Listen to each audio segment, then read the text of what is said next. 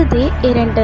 குழப்பத்தில் காயத்ரி. அந்த மர்மமான நபர் காயத்ரி கிட்ட, என்னுடைய வீடு கொஞ்சம் தள்ளி தான் இருக்குது, உங்களுக்கு இதில் சம்மதம்னா உங்களை உடனே கூட்டிகிட்டு போகிறேன், நீங்கள் என் வீட்டிலே தங்கிட்டு காலமாக கூட உங்கள் பிஜிக்கு போயிடலாம், என்ன நீங்கள் நம்பலாம், உங்களுக்கு இந்த வழியை விட்டால் வேறு வழியும் இல்லை அப்படின்னு அந்த மர்மமான நபர் சொல்ல, காயத்ரி கொஞ்சம் தயக்கத்தோடையே யோசிச்சா.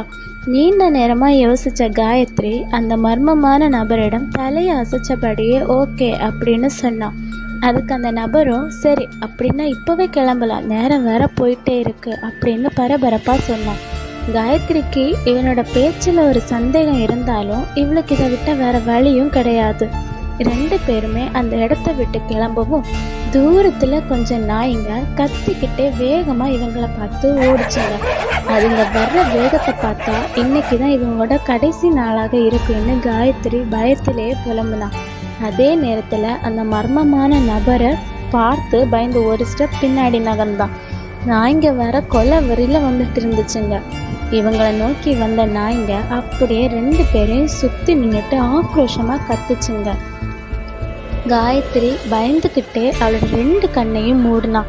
ஆனால் காயத்ரிக்கு தெரியாது அந்த நாய்ங்க நம்மளை தாக்க வரல, கிட்ட நின்றுட்டுருக்க அந்த மர்மமான நபரை தான் தாக்க வந்திருக்குன்னு.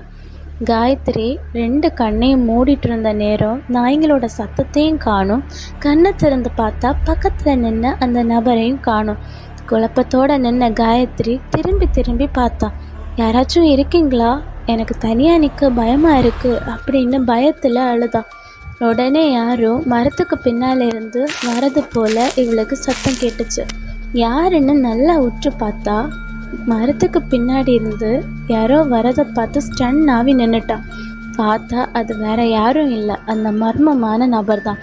மரத்துக்கு பின்னாடி ஒளிஞ்சுக்கிட்டு இருந்தான். முன்னாடி வந்த அந்த நபர் உனக்கு ஒன்றும் ஆகலையே அப்படின்னு கேட்டான். அதுக்கு காயத்ரி, ஆமாம், நாய்க்கூட்டத்தில் என்னை தனியாக விட்டுட்டு போனதும் இல்லாமல் நான் இருக்கேனா இல்லை செத்துட்டேனான்னு பார்க்க வந்தியா அப்படின்னு கோபமாட்டு முறைச்சிட்டே திட்டினான். அதற்கு அந்த நபர், என்னை மன்னிச்சிடுங்க, நான் அந்த நாய்ங்களை துரத்துறதுக்கு தான் கட்டை எடுக்க போயிருந்தேன், நீங்கள் என்ன தப்பாக புரிஞ்சிட்டீங்க அப்படின்னு சொன்னான். உடனே காயத்ரி, சரி இப்போ எதுவும் பேசுகிறதுக்கு நேரம் இல்லை, இந்த இடத்த விட்டு எப்படியாச்சும் கிளம்புனா போதும் அப்படின்னு சொன்னான். அதுக்கு அந்த நபரும் சரி கிளம்பிடலாம்.